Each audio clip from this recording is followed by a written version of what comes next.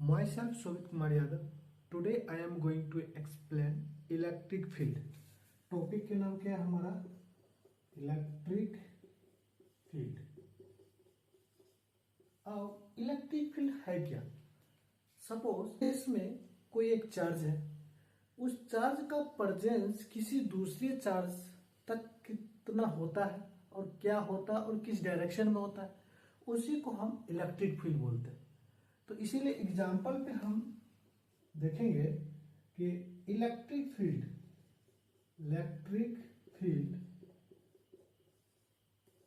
Due two point charge. अब ये point charge plus भी हो सकता है, माइनस भी हो सकता है, क्योंकि चार्ज दो प्रकार का होता है, एक पॉजिटिव एक negative. Let's say positive charge Q, इस चार्ज का एक नाम देते हैं सोर्स चार्ज। सोर्स चार्ज के आर दूरी पे एक चार्ज हम लेते हैं क्यू नॉट।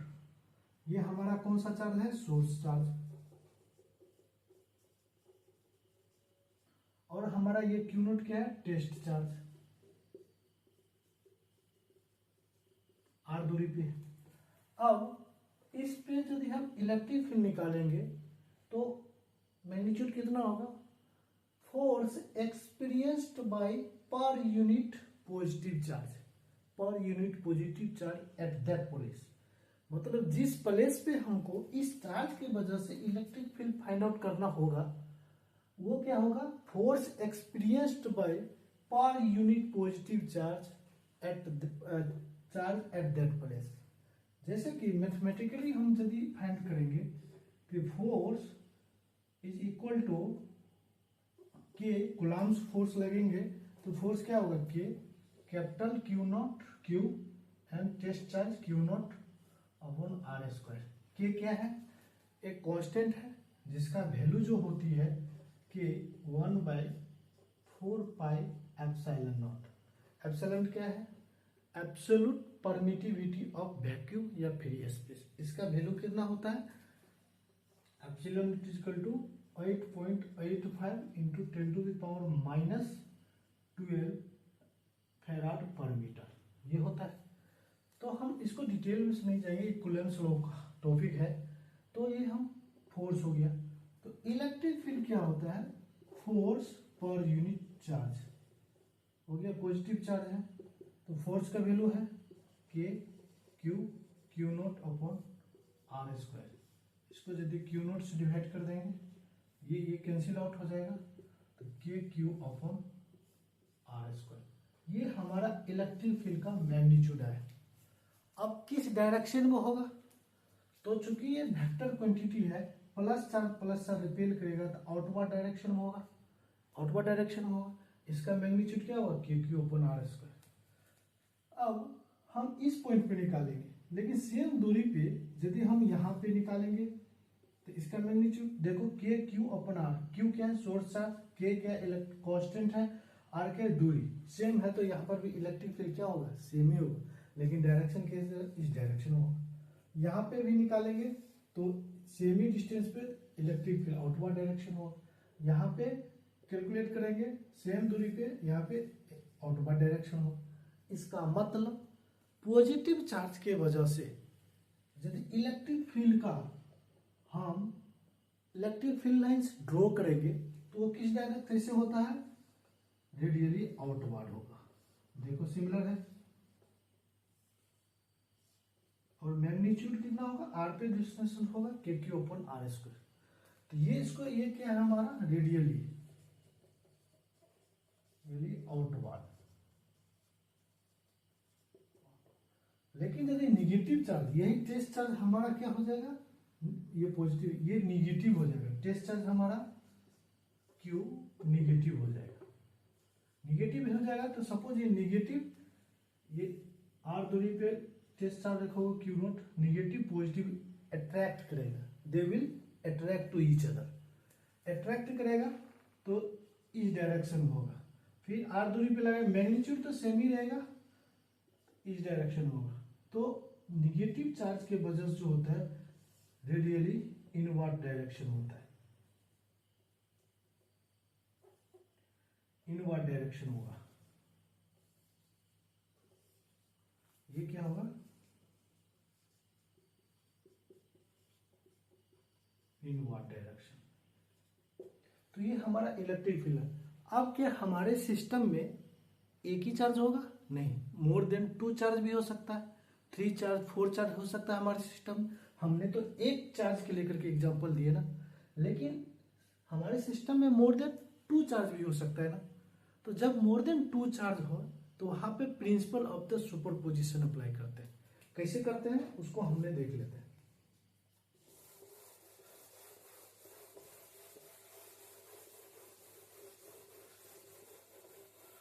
सपोज वही होगा electric field intensity due to the point charge, लेकिन अभी हमारे पास पॉइंट चार्ज 3 चार्ज है। सपोज मान लेते हैं ए Q1, ये है Q2, ये है Q3, ये Q1 है, ये पॉइंट है। हमको इस पॉइंट पर फाइंड आउट करना है। इसका दूरी है, मान लेते हैं D1, इसका डिस्टेंस है D2, इसका डिस्टेंस होगा D3, ये क्या है D2। अब इस पॉइंट ए है, कहेगा इस पॉइंट पे इलेक्ट्रिक फील्ड हमको निकालना है। अब हम तो चूंकि इंडिविजुअली तो अभी जस्ट कैलकुलेट किए कि पॉइंट चार्ज के वजह से ये यदि प्लस है तो ये आउटवर्ड डायरेक्शन में होगा। मान लेते हैं ये E1, Q2 होगा, ये रेडियली आउटवर्ड डायरेक्शन में होगा, रेडियली आउटवर्ड डायरेक्शन होगा। ये E2, Q3 के वजह से जो होगा पॉजिटिव चार्ज है, रेडियली आउटवर्ड डायरेक्शन में होगा, ये E3। अब इसको हम क्या करेंगे, ऐड करेंगे। क्या हम एल्जेब्रिकली ऐड करेंगे? नहीं, ऐड नहीं कर सकते, क्योंकि इलेक्ट्रिक फील्ड हमारा वेक्टर क्वांटिटी है। तो जो नेट इलेक्ट्रिक फील्ड होगा E1 vector plus E2 plus E3, हमको वेक्टर एडिशन करना है। क्या करना है हमको? वेक्टर एडिशन करना है। तो ये चीज आपको ध्यान रखना है। यहाँ पे यहीं पे बहुत ध्यान, 2 चार्ज होगा तो वेक्टर एडिशन पैरेललोग्राम के लॉ के वजह से लॉ अप्लाई करके हम वहां पे वेक्टर एडिशन कर देंगे। लेकिन क्या अब ये तो मल्टीपल सिस्टम ऑफ चार्ज के बारे में पढ़ ली, लेकिन क्या चार्ज का ये पॉइंट चार्ज की वजह से पढ़ ले, लेकिन हमारे जो चार्ज का डिस्ट्रीब्यूशन होता है डिफरेंट डिफरेंट वे में हम उसको रिप्रेजेंट करते हैं। जैसे लीनियर चार्ज डिस्ट्रीब्यूशन होगा, वहां पे एक क्वांटिटी डिफाइन करते हैं। क्या करते हैं? लीनियर चार्ज डेंसिटी, इसको लेमडा बोलते हैं, lambda charge per unit length. यदि वहां पे ये सिग्मा होगा, चार्ज पर यूनिट एरिया, और एक रो डिफाइंड होता है चार्ज पर यूनिट वॉल्यूम। इसके वजह से भी इलेक्ट्रिक फील्ड होता है। लेकिन अभी यदि हम पॉइंट चार्ज निकालें तो पहले हम इसको सीक्वेंस में जाते हैं। तो पॉइंट चार्ज की वजह से हम सिंगल पॉइंट ऑफ चार्ज की वजह से हम इलेक्ट्रिक फील्ड फाइंड आउट कर लिए, और मल्टीपल पॉइंट ऑफ वजह से भी हम इलेक्ट्रिक फील्ड फाइंड आउट कर लिए। लेकिन कैसे? By using the principle of the superposition. कौन सा लॉ अप्लाई होता है यहाँ पे? Principle of superposition.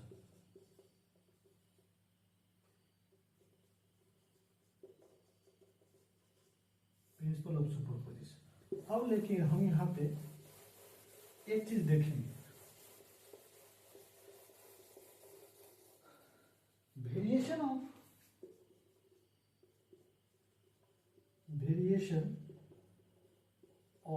Electric field intensity, short term E for electric, F for field, I for intensity on line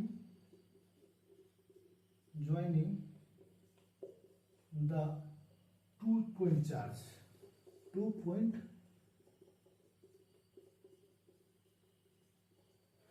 पहला हम किस लेते हैं? Like charge. लाइक चार्ज मतलब पॉजिटिव तो पॉजिटिव, नेगेटिव नेगेटिव, दोनों पॉजिटिव होगा या तो दोनों नेगेटिव होगा। तो मान लेते हैं ये प्लस, यहाँ पे Q1 प्लस Q2, दोनों का बीच की दूरी D ले ली। अब इस यहाँ पे वेरिएशन पे इलेक्ट्रिक फील्ड निकालेंगे। तो इसका जब ग्राफ देखेंगे तो जब हम ड्रॉ करेंगे, ये पोजीशन है क्या, ये नाम ए दे देते हैं, ये बी दे देते हैं, ए और बी, ये है हमारा लाइन ज्वाइनिंग। ये क्या है हमारा line joining, joining of two charge.